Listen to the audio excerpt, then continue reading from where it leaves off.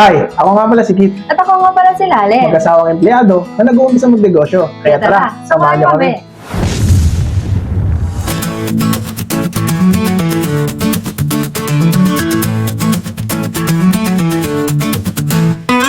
What's up everyone? Good day, great day. So ngayon, nandito na tayo sa house. Kanina kasi nandun tayo sa Walter.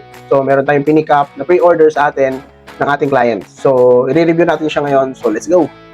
So ayun guys, so ito na siya, yung pinick up natin kanina.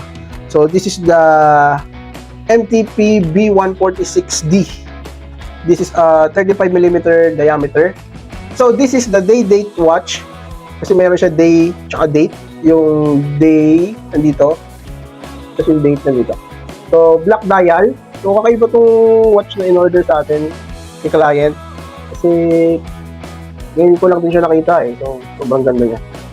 Ito yung message lang sa atin na kung may available daw din. Hinanapan naman natin siya ng naghanap tayo sa ating mga supplier kung ano yung mga available stocks nila. So tagal din bago natin nahanapan ng watch. So pakita ko sa inyo guys, this is it. So guys, meron pa siyang factory sticker. Yan, kita nyo. So this is a stainless steel one touch 3-fold clasp. So ito yung ano niya, laki niya. Okay ba siya dun sa mga nauna natin na order. Then for the inclusion of this watch is same lang din. The hard box is one. So the manuals and papers. Yan. Siyempre may unan.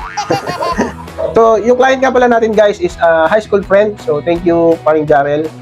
Shoutout sa iyo. Maraming salamat. Then nag-request na rin siya pala na i-adjust natin siya. So samahan niyo ako. Dito time-lapse ko na lang i-adjust natin. So let's go. So guys, kinuha ko lang pala yung ano natin. Ating toolkit, watch toolkit. So, nabili ko lang siya sa TikTok. So let's go, adjust na tayo. Time-lapse tayo.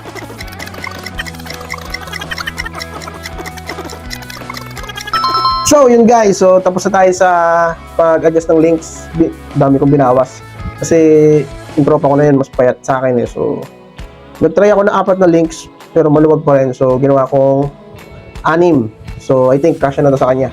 So pipick upin niya to bukas ng madaling araw. Kasi panggabi siya eh. So I think reward niya to sa kanyang sarili. Sa kanyang hard work. Ganda. So yun guys, kung gusto niyo yung mga ganito klase ng video, so gagawa pa tayo. And we hope na marami tayong maging client or pre-order na watch. So ayan, message lang kayo sa aming KNL affiliate page.